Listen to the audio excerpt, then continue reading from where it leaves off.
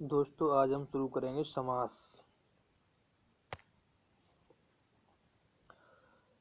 आज हम करेंगे समास, ठीक है।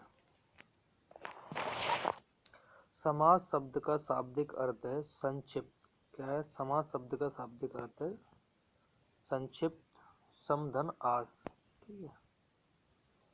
बराबर सम का अर्थ है अच्छी तरह, पास एवं आस का अर्थ है बैठना। तो सम प्लस आस, सम का अर्थ है अच्छी तरह, पास, आस का अर्थ है बैठना या मिलना, ठीक है। अर्थात दो शब्दों को पास पास मिलाना। जब परस्पर संबंध रखने वाले दो या दो से अधिक शब्दों के बीच की विभक्ति हटाकर उन्हें मिलाकर जब एक नया स्वतंत्र शब्द बनाया जाता है तब इस मेल को समास कहते हैं।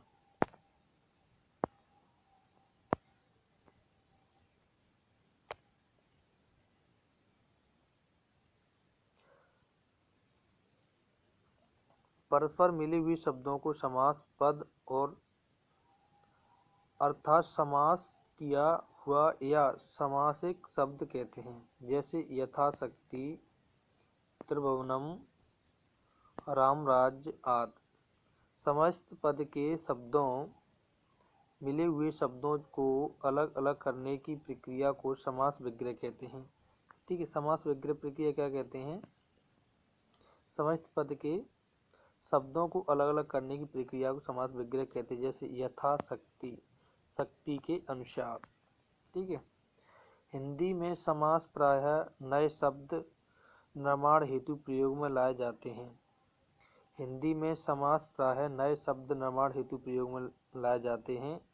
भाषा में संक्षिप्तता, उत्कृष्टता, तीव्रता एवं व गंभीरता लाने के लिए भी समास उपयोगी है। समास प्रकरण संस्कृत साहित्य में अति प्राचीन प्रतीत होता है।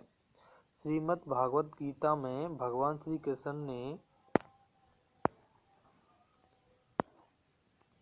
ने भी कहा, मैं समासों में द्वंद्व समास में हूँ।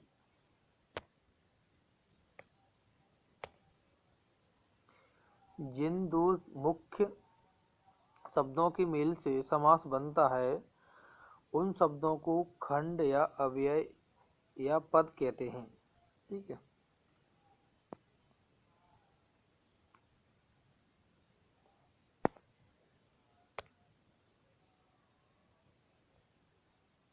समास पद या समासिक पद का विग्रह करने पर समास पद के दो पद बन जाते हैं, पूर्व पद और उत्तर पद। क्या बन जाते हैं? पूर्व पद और उत्तर पद।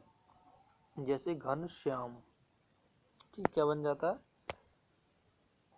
घनश्याम में घन पूर्व पद और श्याम क्या हो जाएगा? उत्तर पद हो जाएगा, ठीक है। जिस खंड या पद पर अर्थ का मुख्य बल पड़ता है, जिस खंड या पद पर अर्थ का मुख्य बल पड़ता है उसे प्रधान पद, ठीक है, उसे क्या कहते हैं? प्रधान पद के बोलते हैं। जिस पद पर अर्थ का बल नहीं पड़ता है उसे गौड़ पद कहते हैं, ठीक है। इस आधार पर संस्कृत की दृष्टि से समास के चार भेद माने गए हैं।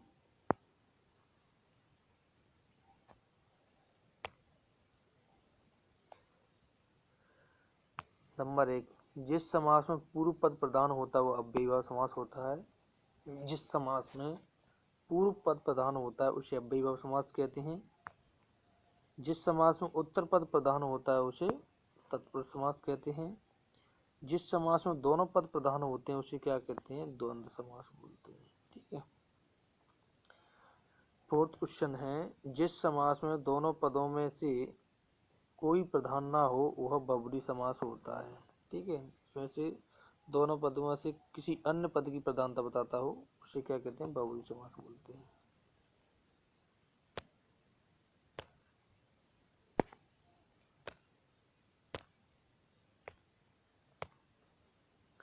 हिंदी में समास के 6 भेद प्रचलित हैं जो निम्न प्रकार हैं, ठीक है। नंबर एक, अव्ययीभाव समास, तत्पुरुष समास, द्वंद्व समास, बहुब्री समास, कर्मधारय समास, दिग्गु समास। ये 6 समास हैं, ठीक है। अव्ययीभाव समास, तत्पुरुष समास, द्वंद्व समास, बहुब्रीहि समास, कर्मधारय समास और दिग्वचन समास।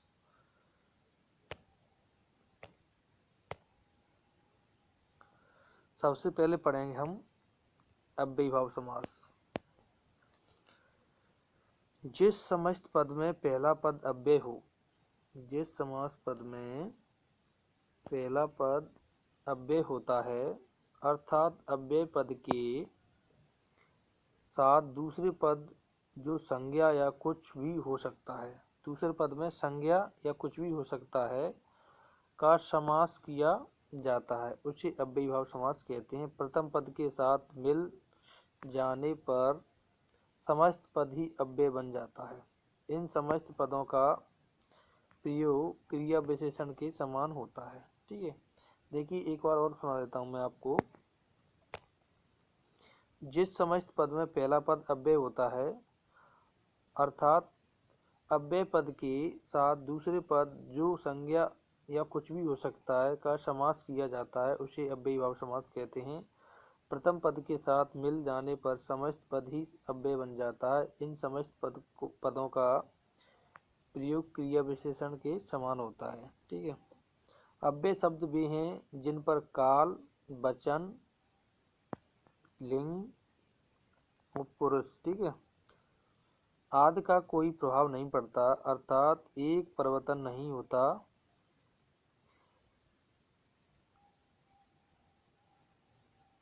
रूप परिवर्तन नहीं होता। ये शब्द जहाँ भी प्रयुक्त किए जाते हैं वहाँ उसी रूप में रहते हैं। जैसे देखिए इन बहुत मुश्किल है तो आप इसको जरूर याद करें। जैसे यथा, प्रति, आ, हर, वे, नी, ये बहुत मुश्किल हैं अव्ययीभाव समास के लिए। यथा, प्रति, आ, हर, वे और नी, ठीक है। इसके जो उपसर्ग रहते हैं, देखिए प्रति, अनु, आ, तो ये और उपसर्ग रहते हैं इसमें, तो इनको जरूर याद रखें। इनसे मालूम चल जाता है हमको कि ये कौन सा समास है, ठीक है। तो अव्ययीभाव समास में यथा, प्रति, आ, हर, वे, नी, प्रति, अनु, ये सारे शब्द मिलेंगे आपको देखने को, ठीक है। पद के क्रिया विशेषण अव्यय की भांति प्रयोग होने पर अव्ययीभाव समास की निम्नलिखित स्थितियां बन सकती हैं, ठीक है। नंबर 1, अव्यय प्लस अव्यय। अव्यय प्लस अव्यय कैसे आएगा? ऊपर नीचे, दाएं बाएं, इधर उधर, आस पास, ठीक है। जैसे तैसे, यथा शक्ति, यंत्र, तत्र, ठीक है। दूसरे नंबर पर आएगा अव्ययों की पुनरुक्ति, ठीक है। धीरे धीरे, पास पास, जैसे तैसे, जैसे जैसे, ठीक है। इसके बाद आएगा तीसरा नंबर पर संज्ञा प्लस संज्ञा। नगर डगर, गांव शहर, घर द्वार। चौथे नंबर पर आएगा संज्ञाओं की पुनरुक्ति। दिन दिन, रात रात, घर घर, गांव गांव, वन वन, ठीक है। पांचवें नंबर पर आएगा संज्ञा प्लस अव्यय। दिवसोपरांत, क्रोध वर्ष।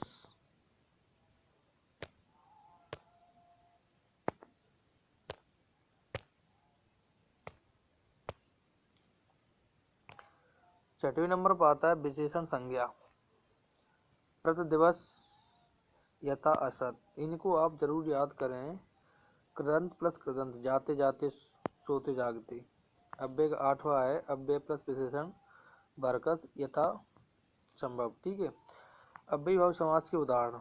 अव्ययीभाव समास का उदाहरण क्या है? देखिए समस्त पद और विग्रह। यथा रूप, देखो इसमें यथा आ गया, रूप के अनुसार। यथा योग्य, जितना योग्य हो, तो इसमें यथा यथा आ रहा है, ठीक है। यथा योग्य, जितना योग्य हो। यथा शक्ति, शक्ति के अनुसार। प्रतिक्षण, प्रत्येक क्षण। भरपूर, पूरा भरा हुआ, देखो भरा आ गया इसमें, प्रत्यय आ गया, यथा आ ही गया है, आ गया, अत प्लस अंत, अत्यंत, इसमें अति आ गया है, ठीक है, अति आ गया है। तो इन सब को आप जरूर याद रखें। अंत में अंत से अधिक, ठीक है। रात और रात आ गया, ठीक है, रात ही रात में। तो ये सारे आप जरूर याद करें। देखिए इसमें अनु आ गया, अनुदित, दिन भर, दिन पर दिन, ठीक है। आमरण आ गया, आजन्म आ गया, जन्म से लेकर। तो ये सारी चीजें आप जरूर याद रखें। और भी उदाहरण है, आजीवन, जीवन पर्यंत, प्रत्यय आ गया, देखो प्रतिशत, प्रत्येक शत, 100 पर, ठीक है। भर आ गया, इसको भर को भी याद रखना आप, भर भी आता है अव्ययभाव समास में। भर पेट, पेट भरकर, प्रत्यक्ष, इसमें रहता है प्रति प्लस छ, ठीक है। तो अच्छी के सामने, दिनों दिन आ गया तो अव्ययभाव समास है। सार्थक, अर्थ सहित, सप्रसंग, प्रसंग के साथ। इसमें बहुत सारे उदाहरण दिए हैं, तो आप इनको जरूर याद करें। देखिए यथाक्रम, जैसा क्रम, साफ साफ आ गया, यथेच, इच्छा के अनुसार, प्रति वर्ष, प्रत्येक वर्ष, निर्विरोध, नी आ गया इसमें, बिना विरोध के, नीरव, नी आ गया इसमें, रव रहित, बेवजह, बे आ गया इसमें, बिना वजह के।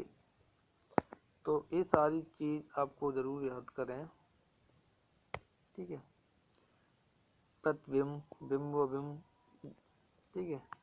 दानार्थ, दान के लिए, उप आ गया इसमें, देखो उपसर्ग आ गया। उपकूल, कूल के समीप की, क्रमानुसार, क्रम के अनुसार, क्रमानुसार, क्रम के अनुसार, क्रमानुसार। और भी इसके बाद पढ़ेंगे हम तत्पुरुष समास। क्या पढ़ेंगे? तत्पुरुष समास, ठीक है। तत्पुरुष समास में क्या रहता है, जिस समास में दूसरा पद अर्थ की दृष्टि से प्रदान हो, जिस समास में दूसरा पद अर्थ की दृष्टि से प्रदान हो, उसे तत्पुरुष समास कहते हैं, ठीक है। इस समास में पहला पद संज्ञा, पहला पद में क्या रही, संज्ञा रहेगी, अथवा विशेषण होता है, इसलिए वह दूसरे पद विशेष पर निर्भर रहता है, इसलिए वह दूसरे पद विशेष पर निर्भर रहता है, अर्थात दूसरा पद प्रधान होता है। तत्पुरुष समास का लिंग वचन अंतिम पद के अनुसार ही होता है। देखिए इसमें क्या कह रहा है, तत्पुरुष समास का लिंग वचन अंतिम पद के, जो अंतिम मतलब बाद का पद रहता है, उसके अनुसार ही होता है। जैसे जल धारा, देखिए इसे दिया है, जल धारा का विग्रह, जल की धारा, जल की धारा।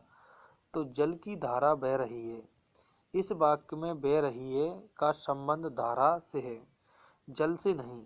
तो धारा के कारण वह रही, बह रही क्रिया स्त्रीलिंग में है, यहाँ बाद वाले शब्द धारा की प्रधानता है, अतः यह तत्पुरुष समास है।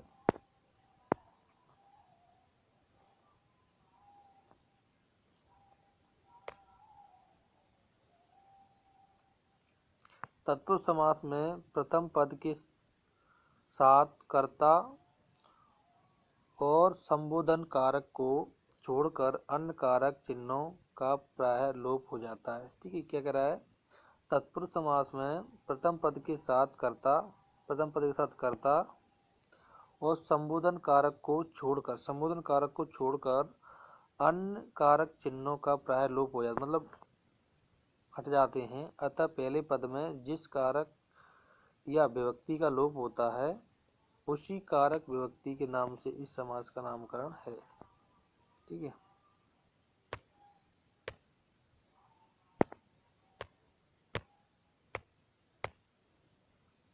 जैसे द्वितीय या कर्म कारक तत्पुरुष, द्वितीय या कर्म कारक तत्पुरुष, स्वरक प्राप्त, स्वरक को प्राप्त।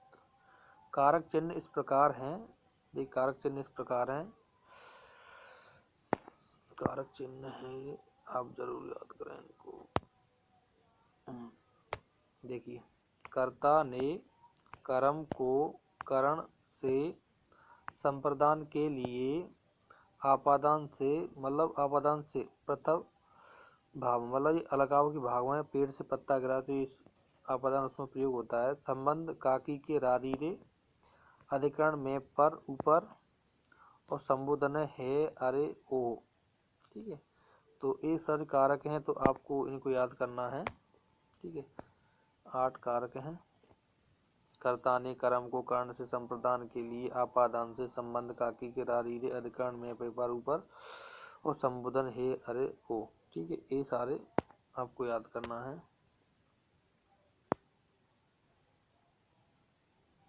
ठीक है, अब दिया है देखो यहाँ पे, चूंकि तत्पुरुष समास में कर्ता और संबोधन कारक चिन्हों का लोप नहीं होता। तत्पुरुष समास में कर्ता और संबोधन कारक, कर्ता ने का नहीं होगा और संबोधन कारक का, ठीक है, इनका लोप नहीं होगा। अतः इनमें इन दोनों के उदाहरण नहीं है।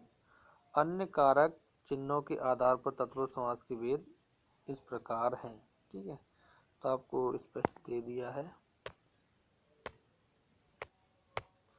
तो सबसे पहले अपन पढ़ेंगे कर्म तत्पुरुष समास। ठीक है, कर्म तत्पुरुष समास, कर्ता ने कर्म को, तो इसमें क्या लगेगी, को विभक्ति लगेगी ये वाली।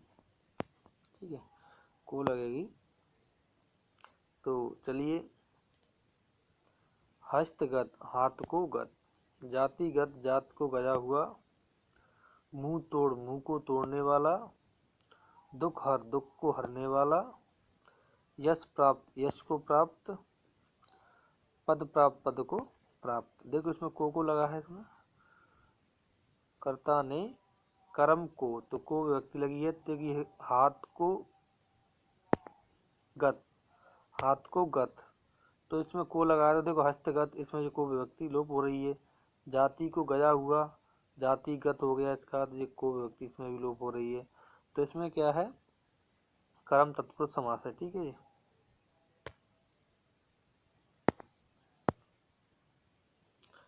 और भी बहुत सारे उदाहरण इसमें देखिए, स्वर्ग प्राप्त स्वर्ग को प्राप्त, देशगत देश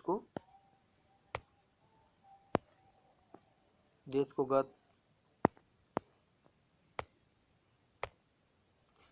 आशातीत आशा को अतीत, चिड़ी मार चिड़ी को मारने वाला, दिल तोड़ दिल को तोड़ने वाला, को व्यक्ति लगी है, सब में को लगी है। ठीक है, तो इस प्रकार आपको सारे देखना है।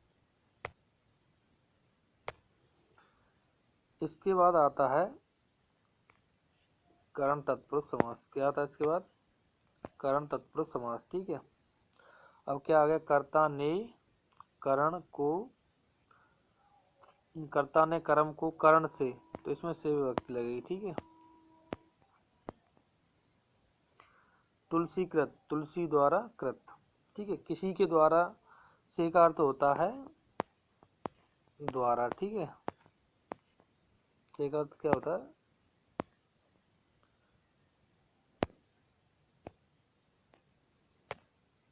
द्वारा।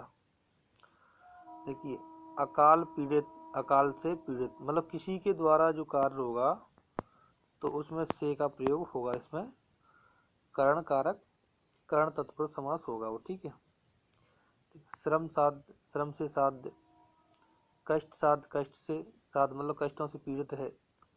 ईश्वर दत्त ईश्वर द्वारा दिया गया, रतन जड़ित रतन से जड़ित। ठीक है, हस्तलिखित हाथ से लिखित। ठीक, तो इस प्रकार आपको बहुत सारे उसमें उदाहरण भी दिए हैं। देखिए, अनुभव जन अनुभव से जन, रेखांकित रेखा से अंकित, गुरु दत्त गुरु द्वारा दत्त, संस्कृत सुर द्वारा कृत। तो इस प्रकार यह सारे उदाहरण दिए हैं। हम आगे बढ़ते हैं।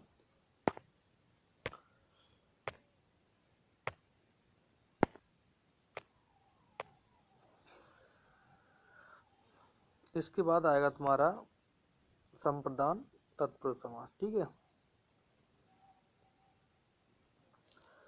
संप्रदान में क्या आता है, के लिए, ठीक है, ये इसमें लगी। संप्रदान तत्पुरुष समास। देशभक्त, देश के लिए भक्त। गुरु दक्षिणा, गुरु के लिए ये दक्षिणा। तो ये सारे इसमें उदाहरण है। इसके और भी उदाहरण करने हैं। भूत बलि, भूत के लिए बलि। प्रोण शिक्षा, प्रोण के लिए शिक्षा। यज्ञशाला, यज्ञ के लिए शाला। देखो के लिए सब में लगा हुआ है इसमें विभक्ति। स्नानागार, स्नान के लिए आगार। कृष्ण, कृष्णापर्ण, कृष्ण के लिए अर्पण। युद्ध भूमि, युद्ध के लिए भूमि। बलि पशु, बलि के लिए पशु। तो इसमें बहुत सारे उदाहरण दिए हुए हैं। पाठशाला, पाठ के लिए शाला। रसोई घर, रसोई के लिए घर। हथकड़ी, हाथ के लिए कड़ी। विद्यालय, विद्या के लिए आलय। विद्या मंदिर, विद्या के लिए मंदिर, ठीक है। डाक गाड़ी, डाक के लिए गाड़ी। सभा भवन, सभा के लिए भवन। तो इसमें देखिए के सब में विभक्ति लगी हुई है। तो ये कौन सा हो जाएगा, संप्रदान, ठीक है, तत्पुरुष समास।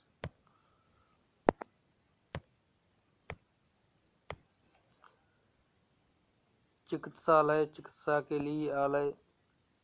बंदी गृह, बंदी के लिए गृह, ठीक है। इसके बाद आता है आपादान तत्पुरुष समास। आपादान तत्पुरुष समास क्या होता है, देखिए इसमें क्या अलगाव का भाव रहता है। इस पेड़ से पत्ता जो अलग होता है उसके लिए आपादान तत्पुरुष समास रहता है। तो आप इसको जरूर से ध्यान दें। देखिए रोग मुक्त, रोग से मुक्त, रोग से उसको छुटकारा मिल गया तो रोग से मुक्त हो गया। तो इसमें अलगाव का भाव रहता है आपादान तत्पुरुष समास में। लोक भय, लोक से भय। राजद्रोह, राज से द्रोह, मतलब में देश से द्रोह करते हैं तो राजद्रोह। जल रिक्त, जल से रिक्त। नरक भय, नरक से भय, ठीक है। तो इस प्रकार के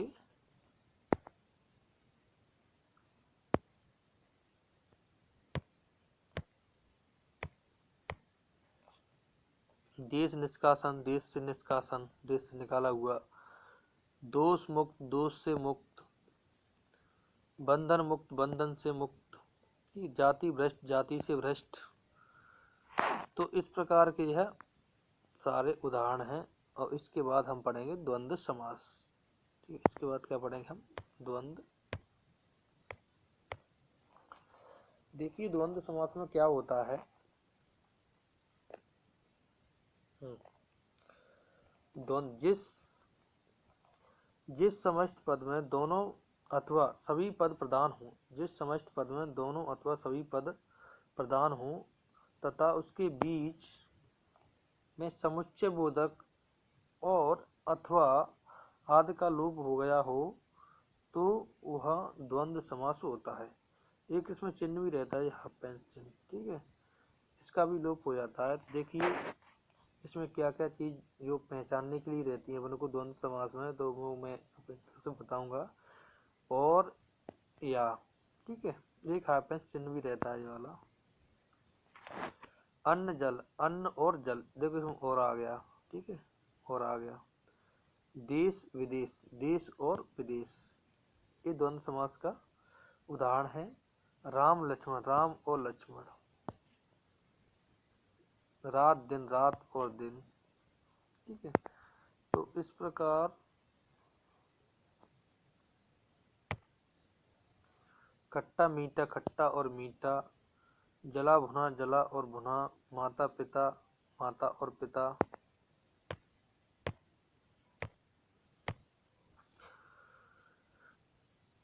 दूध रोटी, दूध और रोटी। पढ़ा लिखा, पढ़ा और लिखा। हर हर, हरिहर। और राधा कृष्ण, राधा और कृष्ण। राधे श्याम, राधे और श्याम। सीता राम, ठीक है, सीता और राम। गौरी शंकर, सारे इसके उदाहरण हैं।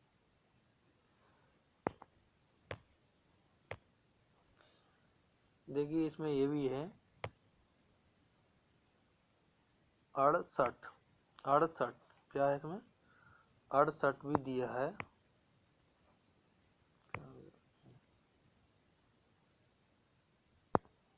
68, 8 और 60, इस प्रकार इसको लिखते हैं। 25, 5 और 20, तो ये किसके उदाहरण है सारे? ये द्वंद्व समास की वेरी मोस्ट ही मान लीजिए आप इन दोनों को। इस प्रकार आ जाते हैं। देखिए 25 लिखा है इसमें, तो 25 लिखा है तो क्या पढ़ दिया इसमें? 5 और 20, ठीक है, 5 और 20, ठीक है। 68, 8 और 60, ठीक है, इस प्रकार दिए हैं। छात्र छात्राएं, छात्र और छात्राएं, कंद मूल फल, कंद और मूल और फल, तो ये सब द्वंद्व समास के उदाहरण है। गुरु शिष्य, गुरु और शिष्य, राग द्वेष, राग या दोष, देखो या भी आ गया इसमें, या भी आता है, ठीक है। इसमें 1 2, 1 या 2, 10 12, 10 या 12,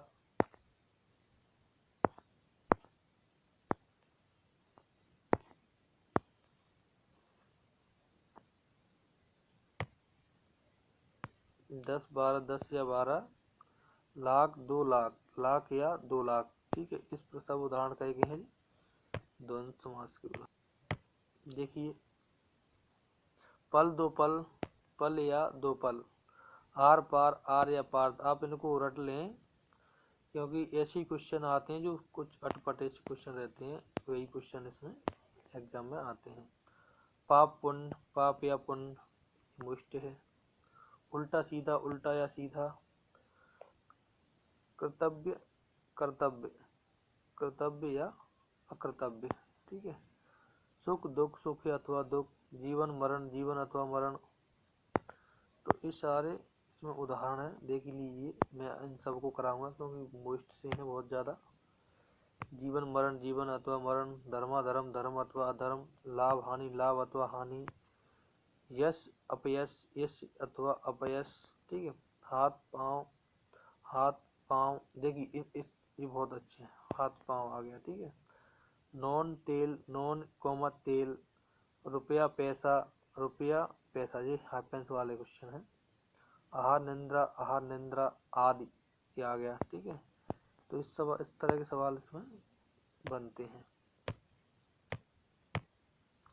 बहू बेटी, बहू बेटी आदि, पाला पोसा, पाला पोसा कोमा लगा है, साग पात, साग पात, इस सब आप इनको पेड़ पौधे, पेड़ पौधे, भला बुरा, भला बुरा, ठीक है।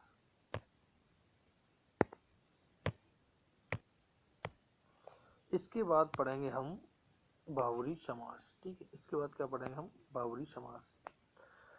तो देखिए बाहुरी समास में क्या होता है, जिस समस्त पद में कोई भी पद प्रधान नहीं हो, जिस समस्त पद में कोई भी पद प्रधान नहीं हो, अर्थात समास किए गए दोनों पदों का शाब्दिक अर्थ छोड़कर तीसरा अर्थ या अन्य अर्थ लिया जाए, उसे बहुरी समास कहते हैं। जैसे लंबोदर, लम्बा है उदर, इसका किसका है? श्री गणेश जी का। देखिए इसमें उदाहरण दिया है, लंबोदर, सम्मान अर्थ है लंबे उदर, पेट वाला, ठीक है। परंतु लंबोदर समास में अन्य अर्थ होगा, लम्बा है उदर जिसका, कौन है वो? गणेश जी। अजानुभाव, अजानुभाव मतलब जानुओं, घुटनों तक बाहू, बाहुएं किसकी हैं? विष्णु, ठीक है। अजाशत्रु, नहीं पैदा हुआ शत्रु जिसका, कोई व्यक्ति विशेष।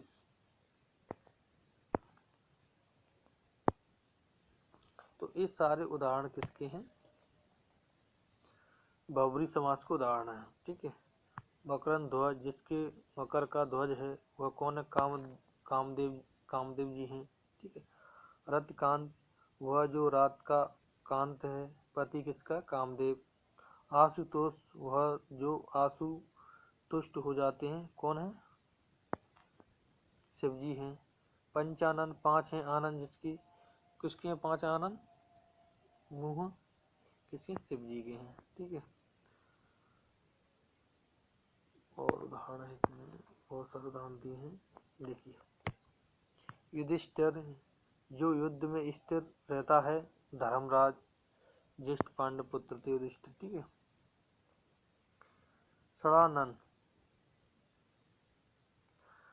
षडानन वह जिसके 6 आनन हैं। कौन के? कार्तिक के। ठीक है। सप्तऋषि, वे जो 7 ऋषि हैं, 7 ऋषि विशेष इनके नाम हैं। ठीक है। इस प्रकार ये सारे इसमें दिए हैं। त्रिवेणी, 3 बेड़ियां, नदियों का संगम स्थल कहाँ पर है? प्रयागराज में। ठीक है। तो ये सारे उदाहरण हैं, और भी इसके उदाहरण करा देते हैं। चलिए। पंचवटी, 5 वट वृक्षों के समूह वाला स्थान मध्य प्रदेश में स्थान विशेष है। ठीक है। रामायण, राम का आयन। ठीक है। वाल्मीकि रचित काव्य है। ठीक है। जो रामचरितमानस जो रामायण लिखी हुई है, किसने लिखी है? वाल्मीकि द्वारा लिखी हुई है। तो रामायण, राम का आयन, ठीक है, तो किसके द्वारा रचित है? वाल्मीकि द्वारा। तो तीसरे का अर्थ हो रहा है इसमें भी। पंचामृत, 5 प्रकार का अमृत।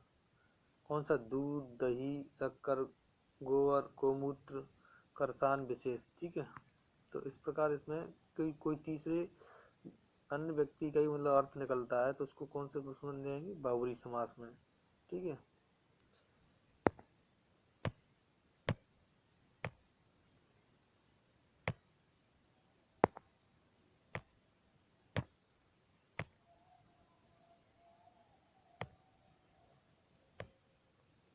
देखिए, 4 पाई, 4 पाए हो जिसके खाट। तो तीसरे का अर्थ निकल रहा है ना, विषधर, विष को धारण करने वाला कौन है? सांप। ठीक है। अष्टाध्यायी, 8 अध्याय वाला कौन है? पाणिकृत व्याकरण। पाणिनि जी का संस्कृत व्याकरण ग्रंथ है। क्या है? 8 अध्याय वाला है। ठीक है। चक्रधर, चक्र धारण करने वाला श्री कृष्ण जी हैं। पतझड़, वह ऋतु जिसमें पत झड़ते हैं। कौन सा? बसंत ऋतु है। तो कौन से समास हैं ये सब? बहुब्रीहि समास हैं। ठीक है। पतिव्रता, एक पति का व्रत लेने वाली कौन है? वह स्त्री है। ठीक है। तिरंगा, 3 रंगों वाला क्या? राष्ट्रीय ध्वज है। तो इसके बाद हम पढ़ेंगे क्या? कर्मधारय समास। ठीक है। कर्मधारय समास पढ़ेंगे। बहुब्रीहि समास हो गया, अव्ययभाव समास हो गया, तत्पुरुष समास हो ही गया है, और द्वंद्व समास हो गया है। और इसके बाद पढ़ेंगे कर्मधारय समास। जिस समास में उत्तर पद प्रधान हो तथा पहला पद विशेषण और अथवा उपमान हो और दूसरा पद विशेष अथवा उपमेय हो, उसे कर्मधारय समास कहते हैं। ठीक है। मैं इसको देखो आपको अलग अंदाज में बताऊंगा। इस समास के 2 रूप हैं। विशेषतावाचक कर्मधारय, इसमें प्रथम पद द्वितीय पद की विशेषता बताता है। क्या? इसमें प्रथम पद द्वितीय पद की विशेषता बताता है। ठीक है। इसके बाद देखिए, प्रथम पद द्वितीय पद की विशेषता कैसे बताता है? महाराज, महान है जो राजा। देखो, जो कर्मधारय समास होता है, जी कौन सा? देखिए, ये कर्मधारय समास है, इसमें क्या है? जो शब्द आता है। तो ये कौन समास है? कर्मधारय समास है। तो इसको आप जरूर ध्यान दें, जो मैं बता रहा हूँ। महाराज, महान है जो राजा। ठीक है। महापुरुष, महान है जो पुरुष। नीलाकाश, नीला है जो आकाश। महाकवि, महान है जो कवि। कौन समास है? कर्मधारय समास। ठीक है।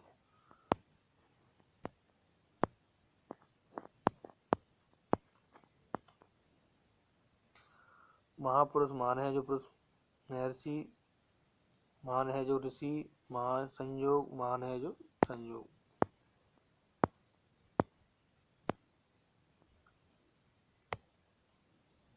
सज्जन, सत है जो जन। महात्मा, महान है जो आत्मा। तो ये सारे उदाहरण इन्हीं के हैं। ठीक है।